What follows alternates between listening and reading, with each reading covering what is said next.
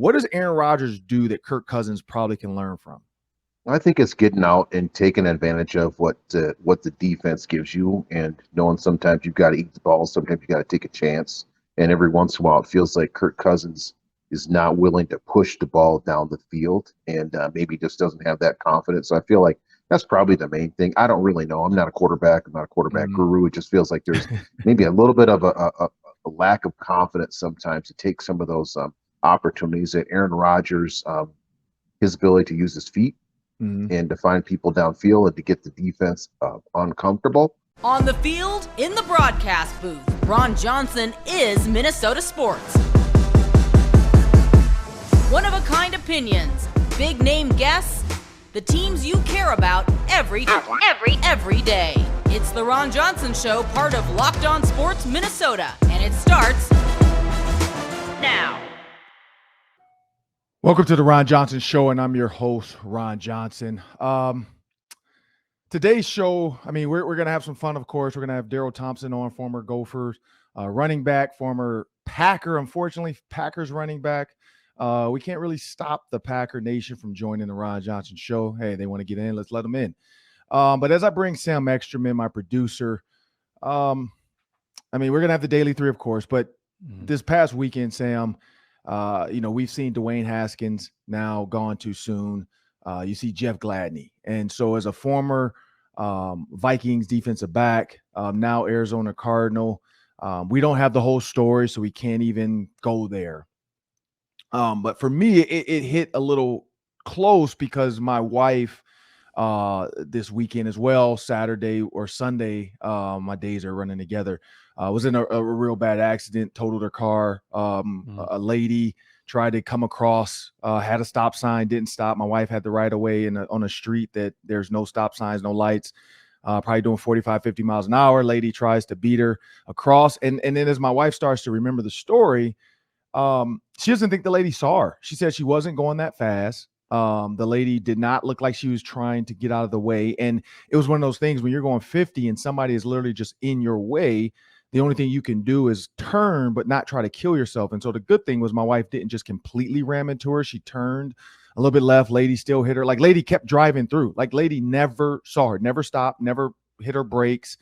So whether she was on her phone, I don't know what the hell was going on with this lady, but she just never saw her, had a kid in the car. I think her husband in the car. So who knows if they were talking, they thought like they were right across the street from their apartment building when they hit her. And my 7-year-old daughter was in the car. And so just getting that call from a stranger, and then hearing my wife's, I can hear the phone because she was on the phone, and the phone like was on like the little tripod thing, and she's just talking Bluetooth, and I could hear the phone drop. And she's just like, the kids are screaming. She's saying she can't find her phone. And then she just like, it went dead. And so I like panicked. I'm trying to find her. And so to go to sleep on that and then wake up and see Jeff Gladney pass away from a car accident, well, it was tough for me because I know that's where my situation could have been, my wife and my daughter. You just never know in car accidents. You just never know, like nothing's guaranteed. And so Sam, as I kind of preface this, the way I want to take this route is I'm kind of annoyed. I'm annoyed today a little bit, Sam. I'm annoyed because I just dealt with that with my wife. So I know what his family's going through. I know what his friends are going through. And to read some of these publications, and I know you got to get your 1,000 words in. I know you got to get whatever your editor is telling you, your story to get produced and printed or whatever, or published. You got to hit a certain number of words, letters, characters. But I'm really pissed off and annoyed that somebody's article, and I'm not going to call anybody out. I'm not going to say what publication it was because it wasn't just one, but it was one that kind of jumped out there. And they're supposed to be a Viking supporter. They're supposed to be a Vikings, outlet for people. And the words used as far as like struggling to make a team or injured, and so never got on the field last season or whatever. It doesn't matter. Like, it doesn't really matter what he did on the field. Like, he's not a commodity to be traded and be talked about as if it's nothing. This is a person that lost their life. This is a son that's no longer. This is a father that now has left his daughter without a dad. This is a boyfriend or, whatever, fiance that's left his girlfriend or wife. I mean, there's so much. There's a brother or sister, whatever. There's so much to this. There's a friend. You see Jalen Reagor tweet to leave his best friend. It annoys me at the way people senselessly just write their little articles as if like, oh, F it. Like, yeah, he struggled. I want to make sure I talk about this. Doesn't matter. Like, who cares if he didn't play an entire down and got a check after check after check for 7 years and he passed away? We shouldn't talk about what he was or what he did on the field. He was a great person, a great father, a great man. Yes. Did he go to court? Yes, he was found out guilty. People want to argue about that. It doesn't matter. Like, he went through that. And so I wish, we saw Dwayne Haskins and Adam Schefter. We saw what that looked like. I just wish people would think before they decide to write an article just to get some clicks. I get it. You got to get paid.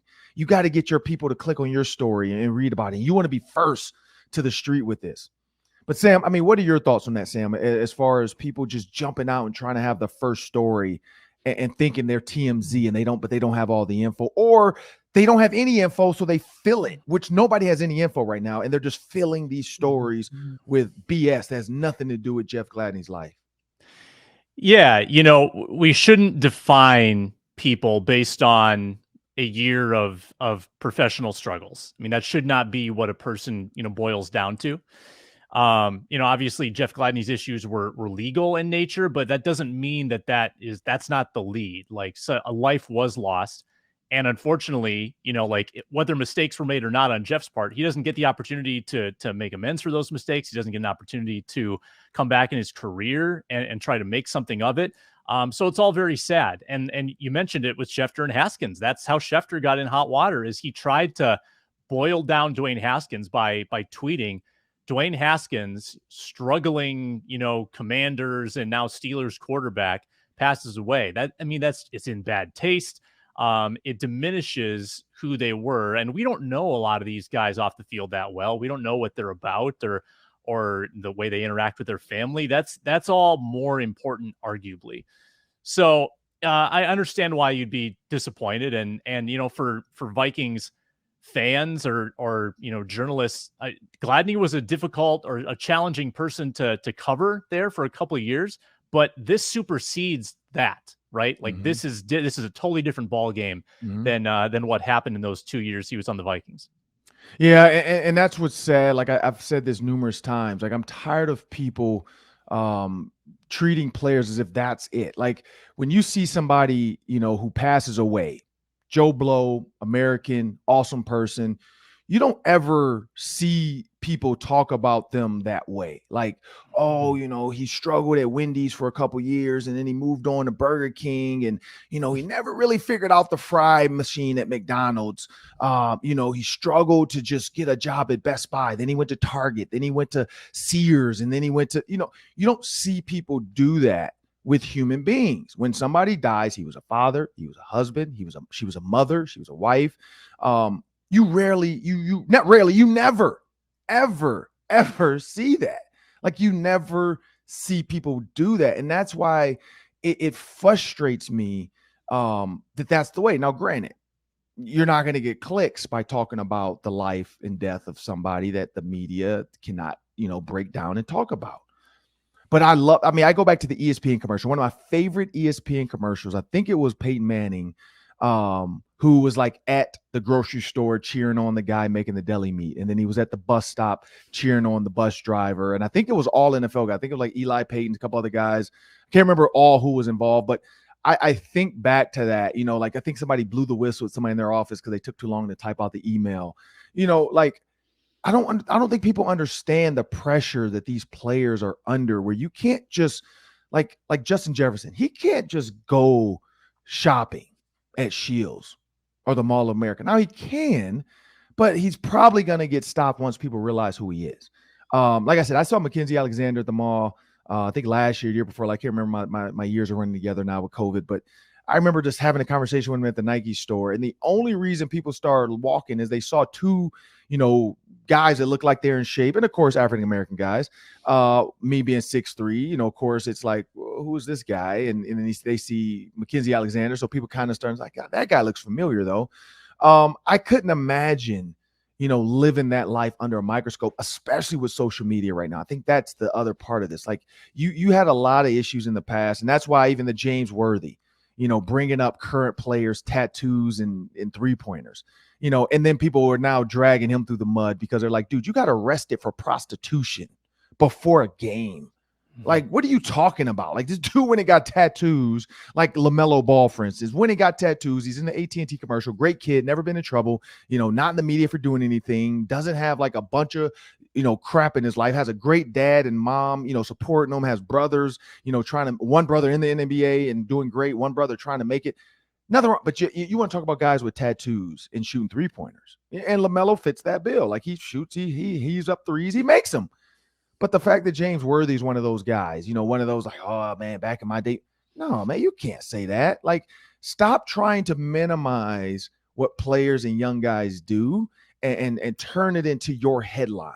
Like, I think that's my overall, like, our overall arching message for today. Stop trying to turn everything into a negative headline so that people can get clicks. And again, the people that are pushing James Worthy's message out there, hey, they're going to get the clicks. People are going to watch the video.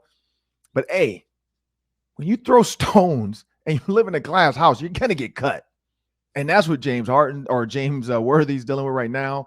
Sorry if I said James Harden earlier. I meant James Worthy. But that's what is going to happen. You can't throw rocks if you live in a glass house. You're going to end up cut badly. James Worthy's dealing with it now. Adam Schefter, you dealt with it. Like, don't be the next casualty. Like, treat these guys like they are human beings, men. Learn them. Appreciate them. You can get just as much love from a positive than you can from a negative. And if that's not the case in this world, we're lost. We are truly lost if everything has to be negative and able to get clicks. But next up, we got Darrell Thompson, former running back for the Gophers, but also the Packers, of course. And then we're going to have the Daily 3 in the third segment. Please stick around for that. That'll do it for the first segment of the Ron Johnson Show. Please stick around. If you enjoy the Ron Johnson Show, you'll enjoy our other daily show on Locked On Sports Minnesota. It's Superior Sports Talk with Carol Evans, sports director Reggie Wilson, and his co-host Luke Emmon. Whether it's Twins, Vikings, Wolves, or Wild, Reggie and Luke have it covered with all the breaking news and the big opinions. Catch the show 5 days a week by subscribing to Locked On Sports Minnesota's YouTube channel or wherever you get your podcasts. Next up on the Ron Johnson Show, we have Gophers play-by-play guy, Darrell Thompson, color analyst. You hear his calls all the time. Of course, he's always partial to the running backs, but Darrell Thompson was a draft pick of the Packers. So no Vikings fans, sorry, but he is a Minnesota guy. Kids were, Minnesota high school kids, now playing college sports. But Darrell Thompson, I want to thank you for joining me on the Ron Johnson Show. And let's just jump out there. This is OTAs right now. As a running back, because receivers, quarterbacks, DBs, we love OTAs because we can kind of still get our one-on-ones and our speed. But for a running back, to kind of get the keys that you need, looking at the tackle, off his butt, all that kind of stuff, what can a running back really get out of OTAs? Well, it's a lot you can get out of running OTAs at a running back. You get to press the hole, you get to think, you get to work on your speed, your acceleration. There's a lot to it. The flow and kind of reading and then pressing the hole. So there's quite a bit that can be got out of OTAs, and then also the one-on-one work. When you do the third down backs and come out of the backfield against outside linebacker, strong safeties, things like that. So there's quite a bit that can be got out of it from the running back spot. And when you look at, let's go Gophers, you covered Asezi Atomewu, his whole time here in Minnesota. He was a great player, got drafted by the hometown Minnesota Vikings. When he originally got drafted under last year's 4-3 system, he would have had to really just compete at defensive end, and that would have put him against Danielle Hunter. You look at all the DNs they had at that time that, Everson Griffin, like he would have had to really be a guy. Now in this 3-4 defense with Ed Donatel, it gives them some position flexibility. You look at him at outside linebackers, a stand-up guy like TJ Watt. You can put him at the 5 technique. I mean, I even talked to him the other day. He said he can play the wide 7 if he has to. He can play the 3 technique in some of the passing situations. So what does Esezi have to do? Because you made some rosters. So what does he have to do to really nail down and be on a roster for the Vikings this year? Well, just that, Ron. You pointed out he's got to be flexible. He's got to be able to play that wide 9, that wide 7, be able to get to the quarterback. He's got to be able to cover and be physical at the point of attack, and then hopefully, he has the ability. I mean, what everyone wants at the end of the day is somebody who can get to the quarterback. So if he can figure out a way to get to the quarterback and find what his skill set is to do that, then I think he's got an opportunity to, not just make the roster, but also be part of a package and, hopefully have a nice NFL career. And I think he has it. I think it's a little yet to be unveiled, but I think he has what it takes to be an NFL defensive and outside linebacker. It's a little bit of hybrid. I think he's got what it takes. And I can't go further without making sure we give a shout out to Boulder Options. Darrell Thompson, one of the creators of Boulder Options, one of the leaders within that organization for mentoring young kids. And so when you think about mentoring Esezi and, going from college to the NFL, we see so many guys struggle with that mental aspect of I'm a grown man. Nobody's going to come check my room to make sure I'm at practice, to make sure I'm eating, to make sure I go to meetings, make sure I'm reading my playbook. Esezi's going to see this. I'll see Esezi today when I go to practice. And I'm going to make sure I tell him what you said. What is some advice you could give him for that transfer from college to the pros? Find a veteran that's got a good heart and got a good system, that's eating, that's resting, that's talking about the things you need to talk to him about, because at the end of the day, he wants to, you want to put money in the bank, you want to provide for your family, you want to live out your childhood dream. When I was a kid, I watched the Purple People Eaters, and you were blessed to be able to watch your dad and see those things. So you want to live your childhood dream means you got to go to bed, get some rest, take care of your body, lift weights, get in that playbook, understand the value of film work and attention to detail. Those types of things are the guys that make rosters. When you hustle, when you pay attention to detail, when you know what's going to happen and we know what they're going to try to do to you, then you got a shot at carving out a nice career. And looking at the Gophers, let's keep it with the Gophers talk. The Big Ten West, and I'm hearing ESPN talk about this now. Fox Sports talked about it. NBC Radio with Dan Pat. I mean, everybody's talking about Gophers, Badgers, Hawkeyes. It seemed like that's been kind of the talk, consistent talk for the last few years. Like those have been the teams that everybody keeps putting that they have a chance to be in the championship and really contend for a Big Ten championship. What do the Gophers have to do to finally maybe get over that hump and actually make it to Indianapolis to play for the Big Ten championship? Oh, Ron, you know it as well as I do. We got to get those trophy games.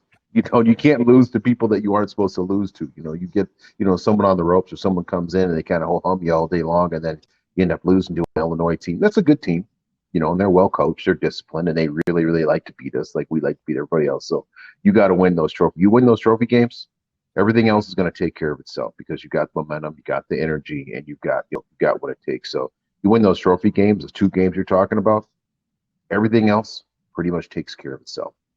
Yeah, and looking at quickly, Mo Ibram coming off injury, you're a running back. What is that mental for him now, knowing, am I completely healthy? Once he is healthy, how does he kind of just get over that hump and just play football and not worry? Well, I think, part of it's just getting some physical contact. First, it's just running, just kind of out running on your own and doing whatever the trainers allow you to do. And then it's running, in some of the teamwork and some one-on-one work. And then it's taking some hits, so it feels like it looks like to me that he's in obviously tremendous condition. They're young, he's fresh, and they take really, really good care of him over there at the University of Minnesota with Coach Fleck and his training staff. So I expect really, really big things. I think he'll have a tremendous year this year. And for Aaron Rodgers, I mean, you're a Packer guy. You live in Minnesota though, but you're a Packer guy. When you look at Aaron Rodgers, and he's, theoretically, pound for pound, he's probably the best quarterback or one of the best quarterbacks in the history of the NFL, not just the NFL now, but in the history. You look at his body of work. When you see Kirk Cousins, how can Kirk Cousins create that Aaron Rodgers type of confidence in the fans? Because people, they see Kirk Cousins' numbers, but then they look at these big games. What does Aaron Rodgers do that Kirk Cousins probably can learn from?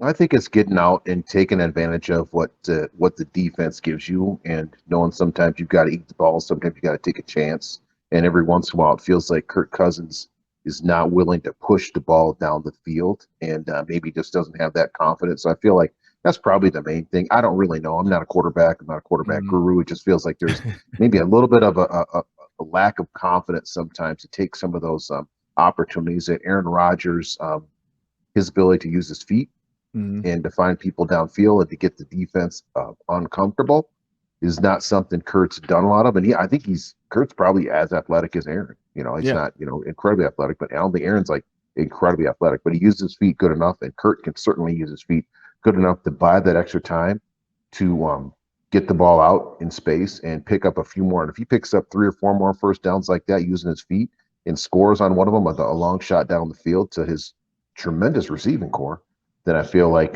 that'd be the next step to him sealing his legacy. And so culture, roll the boat. I mean, you and I, both former Gophers, we've seen culture changes within the Minnesota program over the last few years. It seems like roll the boat is one that's starting to stick.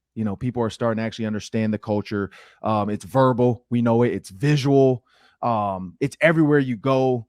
And when you think about PJ Fleck and his culture, and then you hear, former players, of course, everybody's going to do it when the coach is gone, but current players, when their former coach left, Mike Zimmer, everybody talked about the culture and how sometimes it felt like it was a fear base, don't do this, don't do that, yelling at me, curse me out, do that, don't do, like afraid to speak to him sometimes in the hallway, all the stuff we're hearing from these players. And then you get Kevin O'Connell comes in, and now you see the players having fun, relaxing, joking, personalities starting to come out, guys. You see actual, people having conversations with Kevin O'Connell, and that's his job. When he's new, you come in, you talk to everybody. But what can Kevin O'Connell do as a former player, as well as somebody who's seen a guy like Sean McVay, who is PJ Fleck-ish?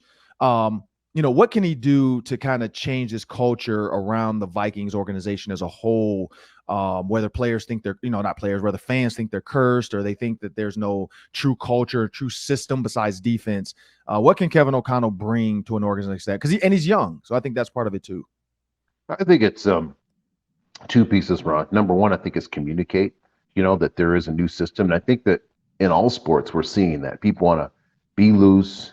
You want to have fun. You want to shoot jumpers. You want to push the ball down the field. We want to have people kind of running around, looser, happy, because you do feel better. You're more confident, excited. And I feel like that's been the shift of probably pro football and college football in the last 20 years. Guys are more like, it wasn't just, we're just going to have blood and guts. We're going to have spring ball. We're going to do, bull in the ring and these types of things. Like, no. We're going to have fun. We're going to have a little bit of music. We're going to engage people. We're going to condition. We're going to play hard.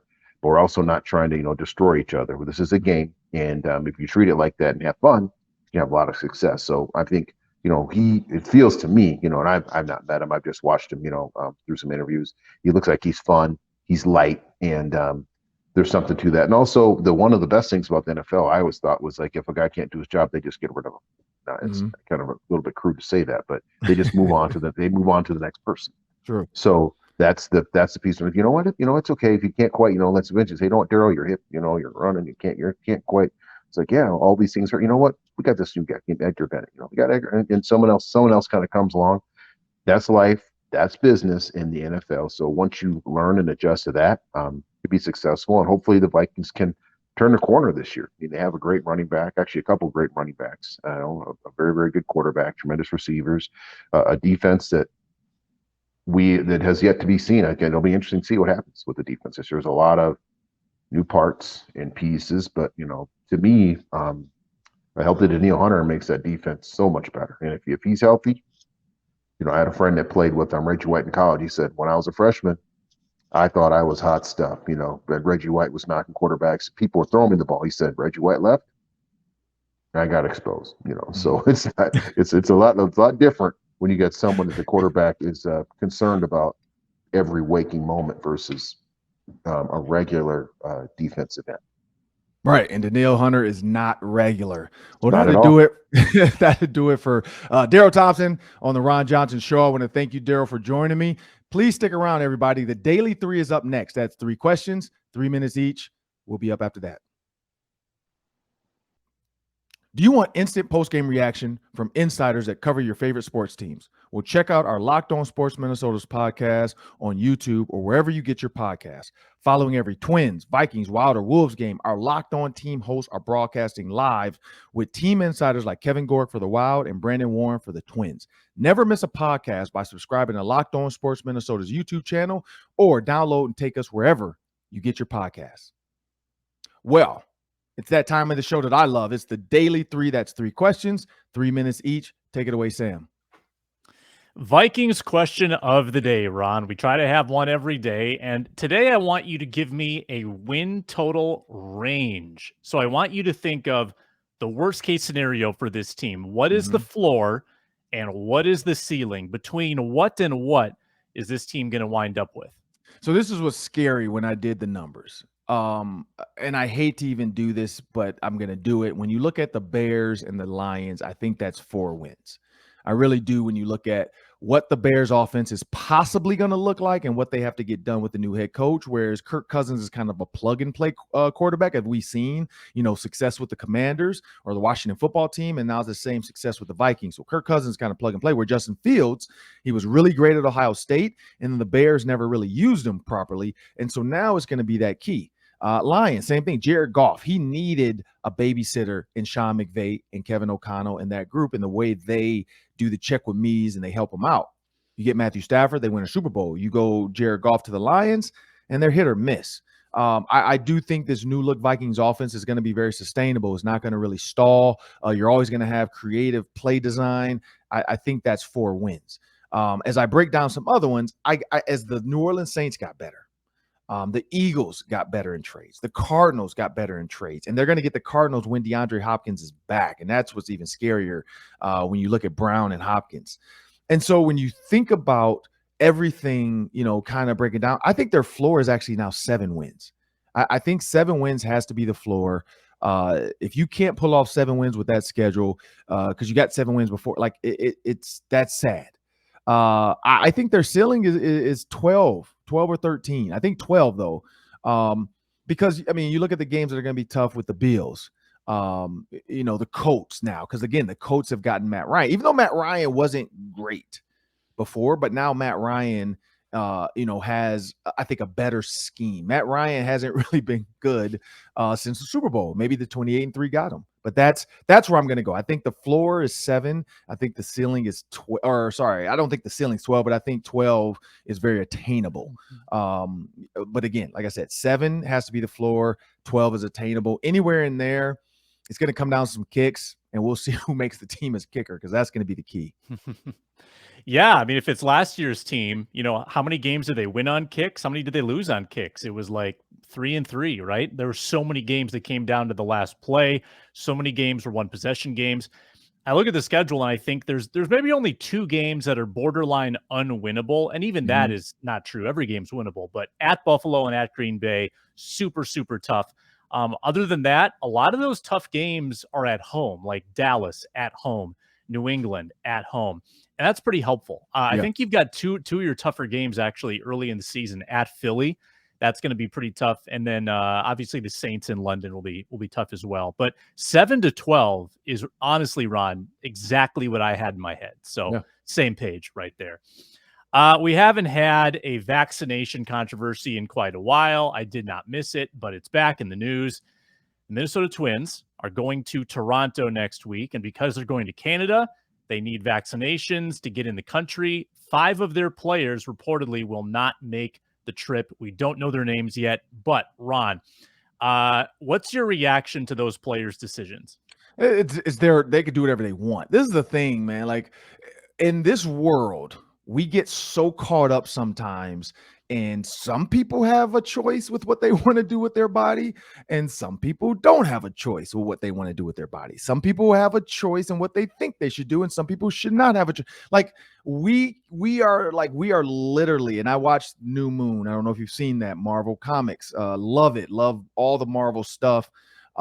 There's a thing called balancing the scales, and it was the guy, basically he was not really a twin, but it's 2 of him because he's schizophrenic and blah blah. Long story. But anyway, when he goes into this realm, this new world, this hippo, which sounds even weirder, this hippo grabs both hearts out of but they're both him. But it's cool. She puts it on the scale, and he has to balance out the scale. And so as he's balancing out, he's going back into his childhood. So he's going back to figure out when he became, had a split personality. When did that start?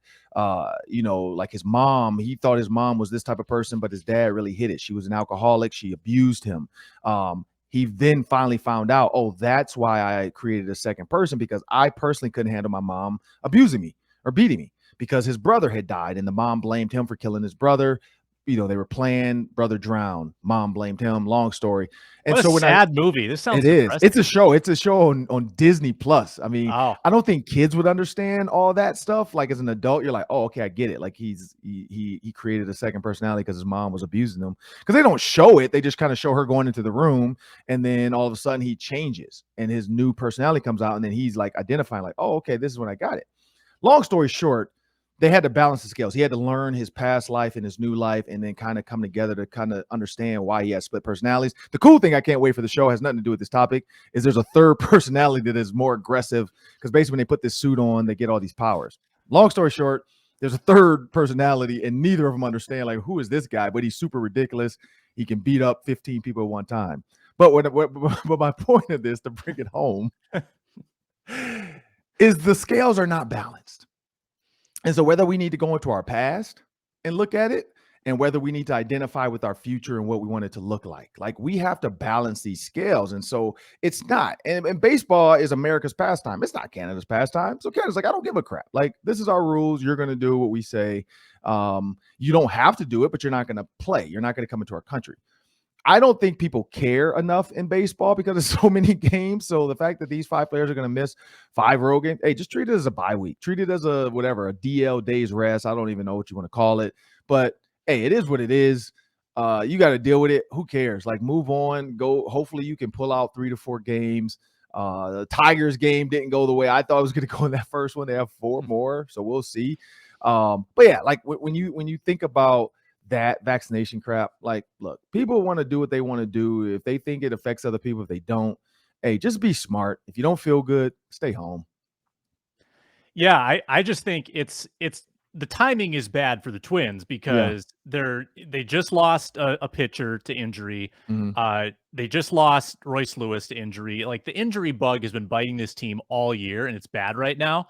So to lose 5 other guys at a time when you're already pretty hurt, it sucks. But it is only 3 games. It's 3 games, and if you win one of those 3, you're basically breaking even. Maybe you lose 2. So in the end, it won't be like the be all end all of the regular season. Correct. NBA finals are set. The Warriors and the Celtics. Dramatic Game 7 win for the Celtics.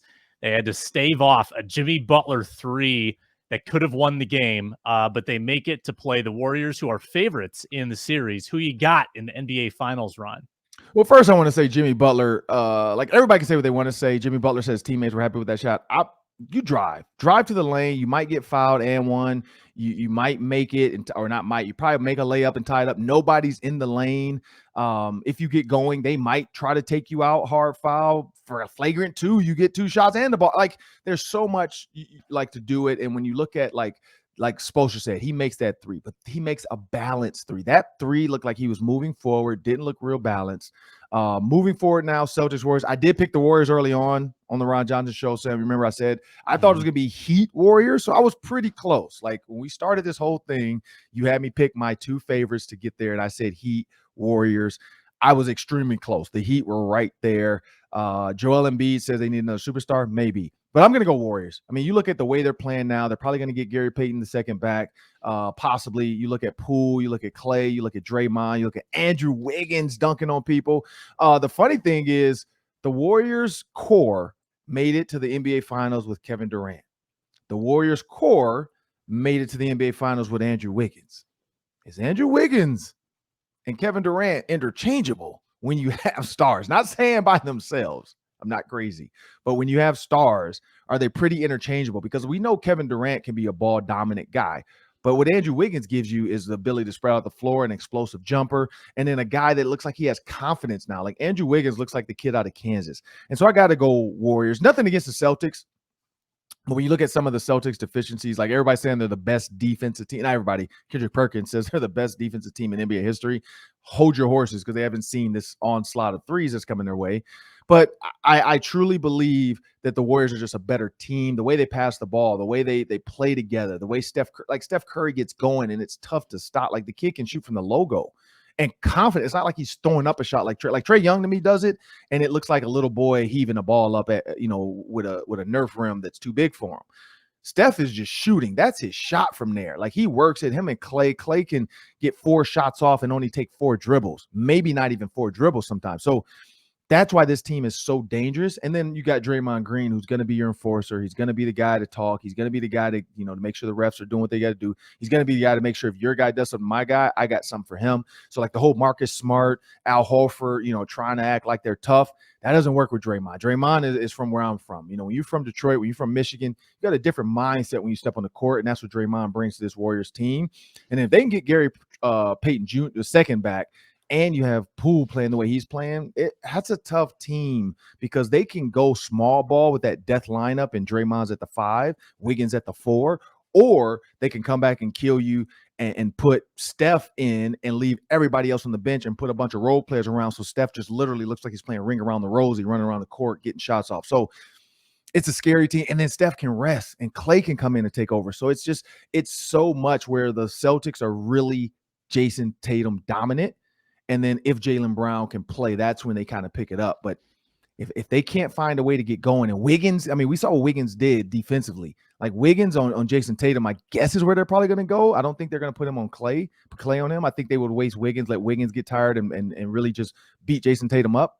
That's an athletic, long body at 6'7" that can really give Jason Tatum trouble because he's not like Jason Tatum was dealing with guys that were playing offense. He's not dealing with that. Wiggins is a defensive-minded guy now who can get shots off. So I got to go Warriors. Yeah, I look at the Warriors playoffs so far. I think they've played 5 games, 6 games, 5 games. The Celtics have had to go 7 the last 2 series, and I know they've had good opponents, but the Warriors are better rested. They're killing teams. They're healthy. Once, if they get Poole back playing the way that he was, I think the Warriors probably have a little more going for them. Yep. Well, that'll do it for the Ron Johnson Show today. I want to thank you. Please make sure you subscribe on the podcast channel as well as YouTube. But please go to the podcast channel and subscribe. But you can take us and download us and go wherever you want to go with us, on the plane, on the train, in the taxi, in the cab, whatever you want to do. But that'll do it for us today. I want to thank you for joining us. Have a great day.